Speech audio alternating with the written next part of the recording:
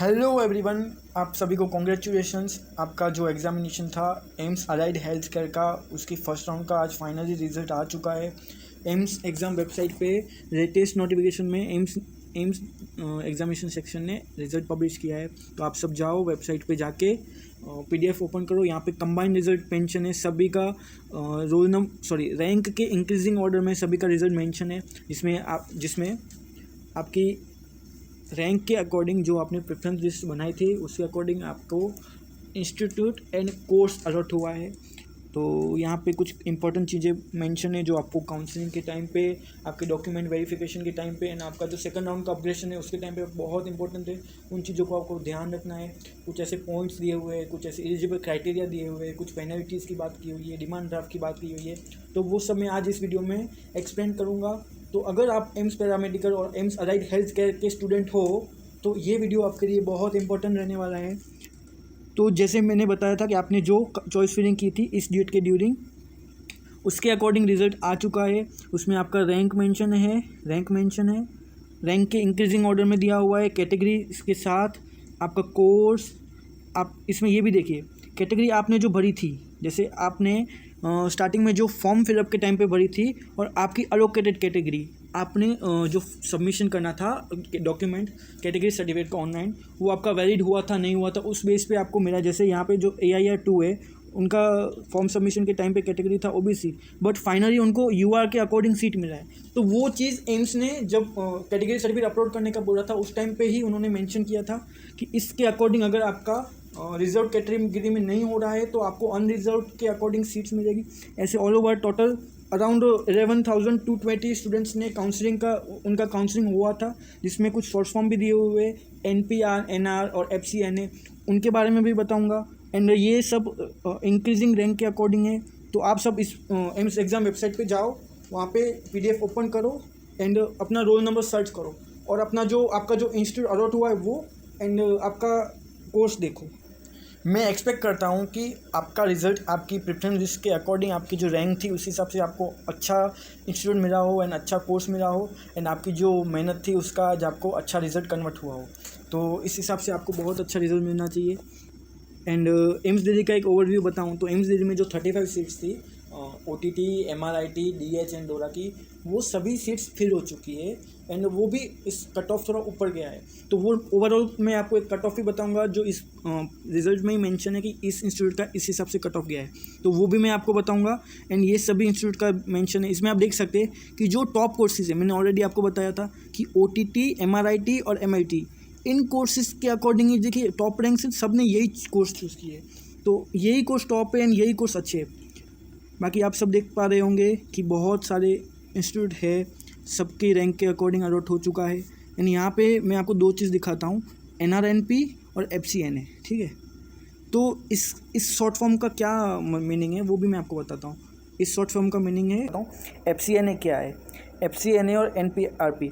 तो FCNA का मतलब है field choices not available at your rank. आपने जो चॉइसेस फिल की थी उसके अकॉर्डिंग आपको कोई इंस्टीट्यूट नहीं मिल रहा है क्योंकि आपकी रैंक लो है, आपकी रैंक ज़्यादा है, मतलब उसके अकॉर्डिंग आपको इंस्टीट्यूट नहीं मिल पा रहा है। और NRNP, बहुत स्टूडेंट्स ने काउंसलिंग में पार्टिसिपेट नहीं किया था। फर्स्ट राउंड के जो डॉक्यूमेंट वेरिफिकेशन था उन्होंने वो भी नहीं किया था एंड जो पार्टिसिपेट करना था, चॉइस फिलिंग करना था, बेसिक रजिस्ट्रेशन उसमें स्टार्टिंग में था, वो सब नहीं किया था, OTP वेरिफिकेशन भी नहीं किया था। तो उनका यही मेंशन आएगा NRNP। बाकी उनका रोल नंबर तो इसमें टोटल लिखा ही होगा। ये मैं आपको पता नहीं कंबाइंड रिजल्ट है, सभी का रिजल्ट कंबाइन होकर आया है। बाकी जिनका हो गया है उसका मेंशन होगा, आपको ये इंस्टीट्यूट मिला है, और जिनका नहीं हुआ है उनका NRNP लिखा हुआ होगा। और ये ओवरऑल फाइनल कट ऑफ भी यहाँ पे इन्होंने PDF में मेंशन किया था, जो ओवरऑल है। डिफरेंट इंडिविजुअल इंस्टीट्यूट का कट ऑफ मैं आपको कोर्स वाइज अगली वीडियो में बता दूंगा, वो थोड़ा एनालिसिस करना होगा। बाकी जो फाइनल ओवरऑल कट ऑफ है वो आपको मैं यहाँ एक्सप्लेन करता हूँ। एक्सक्लूडिंग PWD का अनरिजर्व के लिए 867 रैंक राष्ट्र रैंक था, OBC के लिए 1203 था एंड SC के लिए 3582 था एंड ST के लिए 7893 था, EWS के लिए 1567 था, इंक्लूडिंग PWD। इस बार एम्स दिल्ली में भी एक स्टूडेंट्स को PWD स्टूडेंट्स को मिला है। तो PWD स्टूडेंट्स का भी ज़्यादा रैंक होने के बावजूद भी उनको अच्छा कॉलेज मिल रहा है, क्योंकि उनका पास अच्छा वाला रिजर्वेशन है। तो इंक्लूडिंग पीडब्ल्यूडी में लास्ट रैंक था यूआर के लिए 6390, ओबीसी के लिए 8541 और एससी के लिए 9211। अब मैं आपको कुछ इंपॉर्टेंट इंस्ट्रक्शन के बारे में बताऊंगा। एक मैं ओवरव्यू देता हूं, उसके बाद मैं आपको डिटेल में रीडिंग करके बताता हूं। सबसे पहला यही ओवरव्यू है कि अगर आपने फर्स्ट राउंड में चॉइस फिलिंग नहीं की थी तो आप सेकंड राउंड में एलिजिबल नहीं होंगे। अगर आपने फर्स्ट राउंड में जो चॉइस फिलिंग की थी उसके अकॉर्डिंग आपको फर्स्ट राउंड में सीट मिला है तो वही प्रेफरेंस लिस्ट के हिसाब से आपको सेकंड राउंड में मिलेगा। आप अगर अपग्रेडेशन करोगे तो जो अलॉटेड है उसके ऊपर की चॉइस के हिसाब से आपको मिलेगा, और अगर आपको नहीं मिला है फर्स्ट राउंड के रिजल्ट के हिसाब से तो आपको ऑटोमेटिक सेकंड राउंड में पार्टिसिपेशन हो जाएगा। और थोड़े टाइम में ही हर एम्स का वैकेंट लिस्ट आ जाएगा। जैसे कुछ स्टूडेंट्स ने वहाँ गए होंगे रिपोर्टिंग के टाइम पे, वहाँ पे वेरिफिकेशन किया होगा बट उनका कोई डॉक्यूमेंट इशू आया होगा, बायोमेट्रिक इशू आया होगा तो और कैटेगरी का इशू आया होगा, उस टाइम पे उनका जो रिजल्ट अलॉटेड सीट होगा वो कैंसिल होगा, तो वो vacant seats further second round में जाएंगे और वैसे सेकंड राउंड का फिर से काउंसलिंग होगा। और जिन स्टूडेंट्स ने फर्स्ट राउंड में पार्टिसिपेट नहीं किया है वो अब सिर्फ ओपन राउंड के लिए एलिजिबल होंगे। और गाइस, जिन स्टूडेंट्स का फर्स्ट राउंड के रिजल्ट में नाम नहीं है तो कोई इतना परेशान मत हो, आपका मे बी आपका सेकंड राउंड में आ जाए, आप वेट करो, रिजल्ट सेकंड राउंड का भी अराउंड 20 के जाएगा। एंड इफ़ जिनका पार्टिसिपेशन ही नहीं हुआ कोई मिस्टेक की वजह से या फिर कोई वेरिफिकेशन की मिस्टेक की वजह से, वो फर्दर ओपन राउंड के लिए भी देख सकते हैं। और जिन स्टूडेंट्स का अच्छा रिजल्ट आया है वो हमें इस वीडियो के कमेंट में आप मेंशन करो, हमें टेलीग्राम पे डीएम करो। सेकंड राउंड के अपडेशन का भी हमें मेथड बताऊंगा, उसके रिगार्डिंग आपको कोई डाउट हो रहा है तो वो भी हमें कमेंट करो। और स्पेशली जो स्टूडेंट एम्स देने में आ रहे हैं वो तो स्पेशली मुझे डीएम करो, मैं उनका वेलकम करूँगा एज ए माई जूनियर, और उनको यहाँ पे रिपोर्टिंग में, यहाँ पे मेडिकल चेकअप में गाइड करूँगा कि कैसे आपका सही से मेडिकल चेकअप हो जाएगा। ड्यूरिंग रिपोर्टिंग आपको कैसे प्रोसेस करवाना है, आपको कहाँ रिपोर्टिंग करना है, मेडिकल चेकअप आपको कैसे करवाना है, वो सब आपको बताएंगे। And specially for AIIMS Delhi अगर आप विश करोगे, आप कमेंट करोगे तो हम उसके रिगार्डिंग एक और वीडियो भी बना देंगे। एंड अब कुछ इंपॉर्टेंट इंस्ट्रक्शन की बात करें तो सबसे पहला इंस्ट्रक्शन है, list includes all candidate who were eligible for first round of a online seat allocation. ये लिस्ट में जो फर्स्ट राउंड के एलिजिबल स्टूडेंट्स था सबका इंक्लूडिंग है, कंबाइंड रिजल्ट है। और जो आपने कैटेगरी सर्टिफिकेट अपलोड किया था उसके रिगार्डिंग आपका जो फाइनल एलोकेटेड सीट है उस हिसाब से आपका इसमें रैंक मिला है। एंड आप जब जाओगे काउंसलिंग के टाइम पे वहाँ पे आपको वही सर्टिफिकेट लेके जाना है जो आपने उस टाइम पे अपलोड किया था, दूसरा सर्टिफिकेट नहीं चलेगा। एंड अगर आपका उस टाइम पे भी कैटेगरी सर्टिफिकेट में कोई इशू आता है तब भी आपका सीट कैंसिल हो सकता है, तो इस चीज़ का ध्यान रखिएगा कि आप अपना सही से कैटेगरी सर्टिफिकेट लेके जाए। यहाँ पर वही दो चीज़ लिखी हुई है जो मैंने ऑलरेडी आपको बता दिया था। Candidate who did not participate in the first round of online seat allocation are not eligible for further second round online seat allocation but can participate in the open round seat allocation. And दूसरा point लिखा हुआ है, for the second round the order of online seat allocation process will be based on the merit order used for the first round seat allocation. Okay, तो यही चीज़ मैंने already आपको बता दी थी। आपका फर्स्ट राउंड का सीट एलोकेशन का जो चॉइस फिलिंग था वही आपको सेकंड राउंड में कंसिडर होगा एंड उसके अकॉर्डिंग ही आपको सेकंड राउंड में मिलेगा। एंड आपके जो वेबसाइट्स पे जहाँ पे आप लॉगिन करते हैं वहाँ पे आपका इंडिविजुअल अलॉटमेंट लेटर भी शो होगा जिसमें आपका इंस्टीट्यूट नेम एंड आपका कोर्स नेम मेंशन होगा और आपका ऑफर लेटर भी उसमें अलॉटेड होगा। तो वो दोनों चीज़ें आपको वहाँ से प्रिंट करवानी है ना, जब आप रिपोर्टिंग पे जाओगे कहीं भी तो वो आपको एज ए इम्पोर्टेंट डॉक्यूमेंट आपको वो लेके जाना है।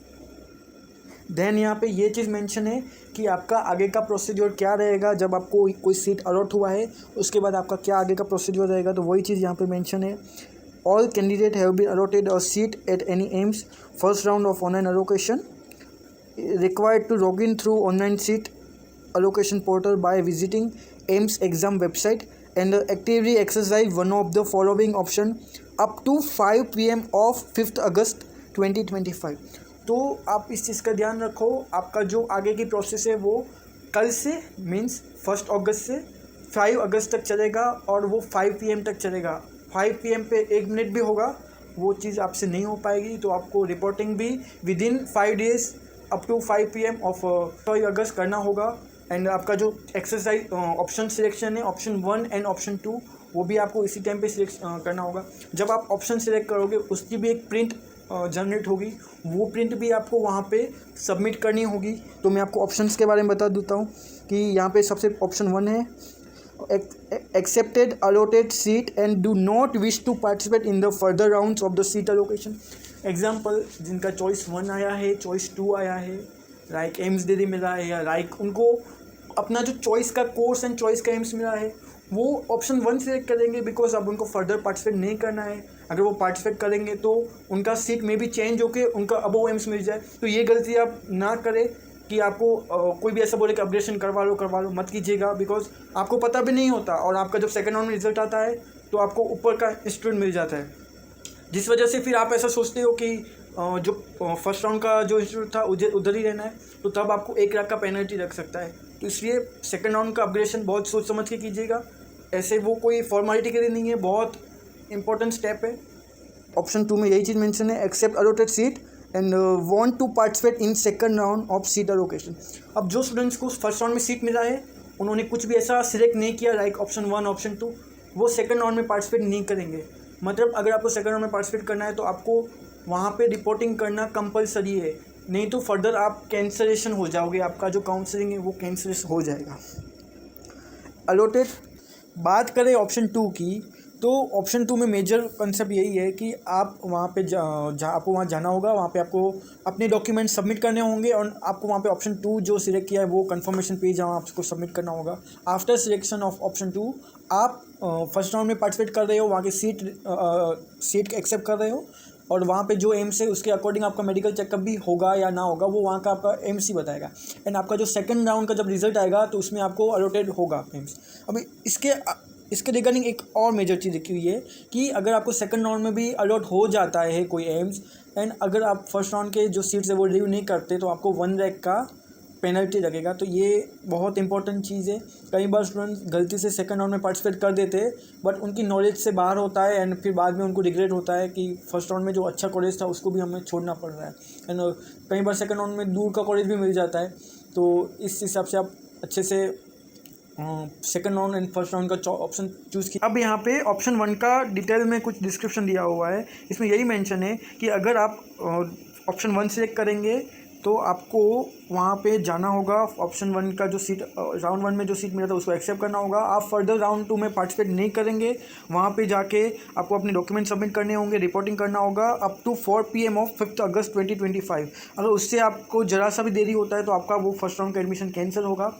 और ये भी चीज़ मेंशन है कि आप वहाँ पे डिमांड ड्राफ्ट कर सकते हैं एम्स मेन ग्रांट पे के नाम पे, और आपको यहाँ पे दिल्ली में आके ये डिमांड ड्राफ्ट बनाना होगा। इंपॉर्टेंट इंस्ट्रक्शन है वो बार बार वो रिपीट कर रहे हैं और फर्दर यही बता रहे हैं कि आपका अगर जब आपका जो टाइम था डिमांड ड्राफ्ट के लिए वो ख़त्म हो जाएगा, उसके बाद भी आप ओरिजिनल डॉक्यूमेंट सबमिट नहीं कर पाए तो आपका सीट भी कैंसिल होगा एंड जो आपका डिपॉजिट था डिमांड ड्राफ्ट में वो आपका रिटर्न नहीं होगा और आपका वो जो फर्स्ट राउंड का सीट था वो कैंसिल होगा। फर्दर सेकंड राउंड में आपका पार्टिसिपेशन होगा। ओके, तो यही ऑप्शन 1 का कुछ डिटेल में ऑप्शन 2 का डिटेल में यही मेंशन है कि आपको वहाँ पे भी जाके अगर आपके पास डॉक्यूमेंट्स नहीं है तो आप उसमें भी डिमांड ड्राफ्ट बना सकते हैं।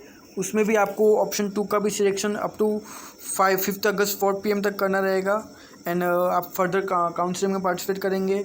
अगर आप उसमें ऑप्शन 2 सिलेक्ट कर रहे हैं और आप वहाँ पे डॉक्यूमेंट सबमिशन या रिपोर्टिंग करने नहीं जा रहे, ये भी चीज़ मेंशन है कि अगर आप रिपोर्टिंग करने नहीं जा रहे तो आपका सेकंड राउंड का रिजल्ट नहीं आएगा, आपका वो कैंसिल हो जाएगा एडमिशन। तो ये चीज़ ध्यान से समझिए कि अगर आपको सेकंड राउंड में पार्टिसिपेट करना है तो आपको ऑप्शन 2 सिलेक्ट करना रहेगा एंड ऑप्शन 2 सिलेक्ट करके आपको जो इंस्टीट्यूट अलॉट हुआ था वहाँ पे आपको रिपोर्टिंग करनी होगी एंड डॉक्यूमेंट सबमिशन करना होगा। ओके, इस वीडियो को आज हम इधर ही एंड करते हैं। बाकी जो इंपॉर्टेंट डॉक्यूमेंट्स के रिगार्डिंग और कुछ और इंपॉर्टेंट इंस्ट्रक्शन है उसका एक और अलग वीडियो आएगा। Okay, thank you very much और आपको भी कॉन्ग्रेचुलेशंस एंड कोई भी आपको डाउट हो आप कमेंट कीजिए, टेलीग्राम में भी आप DM कर सकते हैं। Okay, take care.